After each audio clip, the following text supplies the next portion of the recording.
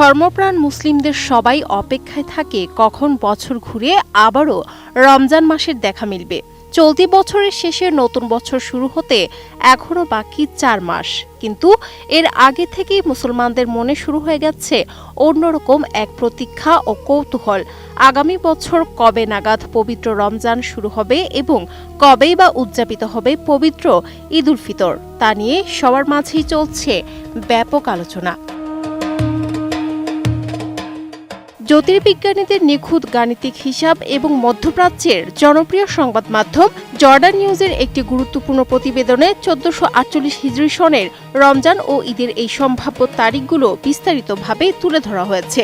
প্রতিবেদনে বলা হয়, সৌদি আরব রাজ্যের অফিসিয়াল হিজরি ক্যালেন্ডার ওয়েবসাইটের তথ্য অনুযায়ী ১৪৪৮ হিজরির পবিত্র রমজান মাসটি ২০২৭ সালের প্রথম তৃতীয়াংশের মধ্যেই প্রবেশ করতে যাচ্ছে। আমি বুঝি নির্মাণের শিল্প, সালাম স্টিল বোঝে ডিউরেবিলিটি। সালাম স্টিল, মোস্ট ডিউরেবল স্টিল। জ্যোতির্বিজ্ঞানীদের করা গাণিতিক হিসাব ও পূর্বাভাস বলছে, আগামী বছর পবিত্র রমজান মাস শুরু হওয়ার সম্ভাব্য দিনটি নির্ধারণ করা হয়েছে আগামী ৮ ফেব্রুয়ারি, আর ক্যালেন্ডারের হিসাব অনুযায়ী সেই দিনটি হবে সোমবার। প্রতিবেদনে আরও স্পষ্টভাবে জানানো হয়েছে, ২০২৭ সালের পবিত্র রমজানের নতুন চাঁদ দেখার বিষয়টি নির্ধারিত হতে পারে শনিবার। এই দিনটি হিজরি বর্ষের অষ্টম মাস অর্থাৎ শাবান মাসের ২৯ তারিখের সঙ্গে পুরোপুরি মিলে যাচ্ছে। এর ফলে শাবান মাসটি ৩০ দিনে পূর্ণ হবে এবং আগামী ৭ ফেব্রুয়ারি রোববার এর সমাপ্তি ঘটবে। আর ঠিক এর পরের দিন অর্থাৎ ৮ ফেব্রুয়ারি থেকে শুরু হবে বরকতের মাস সিয়াম সাধনা।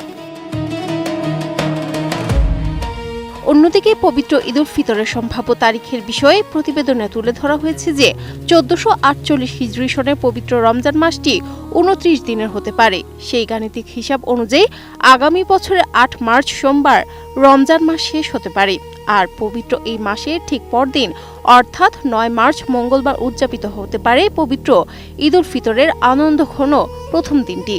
জ্যোতির্বিজ্ঞানীদের এই প্রাথমিক হিসাব ও পূর্বাভাস প্রকাশের পর থেকেই বিশ্বজুড়ে ধর্মপ্রাণ মানুষের মাঝে রোজা ও ঈদ নিয়ে এক ধরনের প্রস্তুতি ও উৎসবের আমেজ শুরু হয়ে গেছে।